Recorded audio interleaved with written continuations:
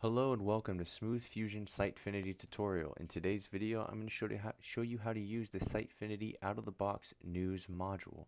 So there are four components to the news module. You have the news module itself, you have the news page, you have the news details page, and you have the news widget that lives on both of those pages.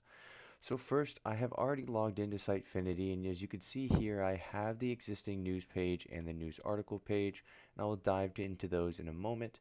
But first, let's dive into the news module.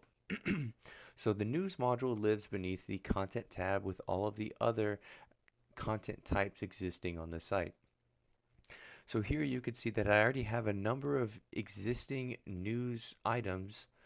So I'm going to dive into one of these and show you what it's about. So whenever you create your news item, you first enter your title for the news article.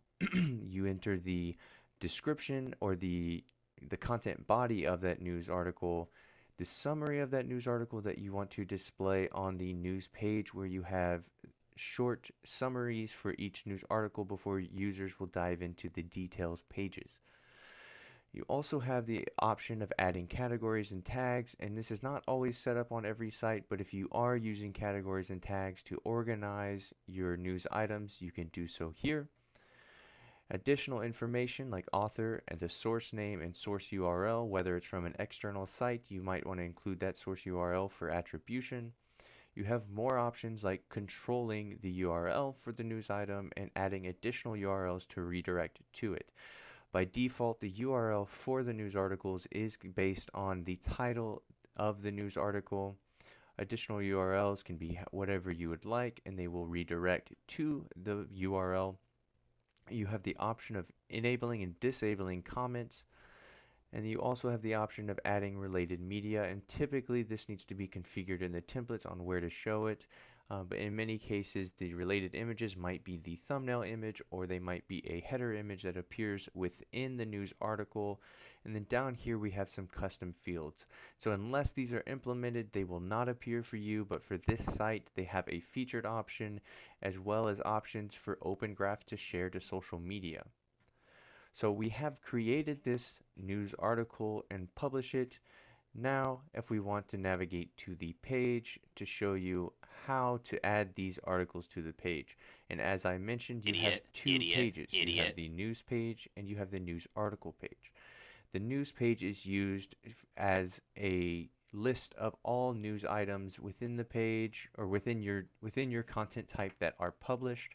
And over here you can see that we have categories and tags and an ability to subscribe. So these are not using the news widget, but I will show you those in a moment. But this is a news widget, which I will show you in the back end.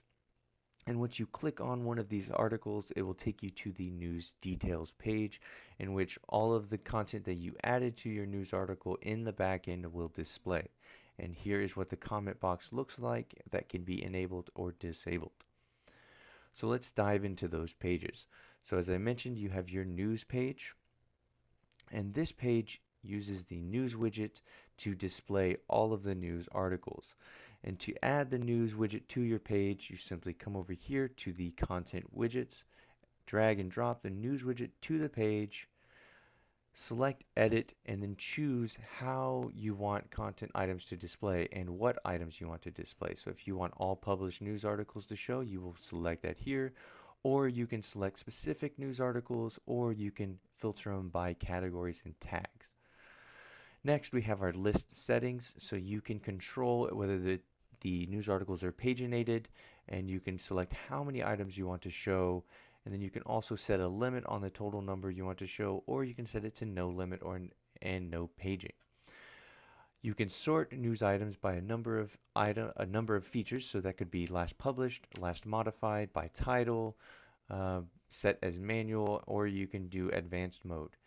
Additionally, you do have templates that are associated with the page that you're showing it on, whether it's the news landing page or the news article page. So this has the news list page because this is for the news page. Single item setting, so this is what controls what happens whenever a user selects a news article on the front end and shows you where they're taken. Auto-generated page is a page that it uses the same page that you're on here for your news articles, and it dynamically loads in the article, but will retain anything else on the page that's outside of the news widget. But for this example, we have it set up to use an existing page, which is the news article page, and the detail template, and this tells it which template to use for the articles whenever that page is loaded. So once that's configured, you can publish the page, go into your news article page that if you haven't set up, you will need to set up, or if it's already set up, and you add your news widget to this page again. You will also do all published news items, list settings, just a list settings, and you choose your template that you want to use.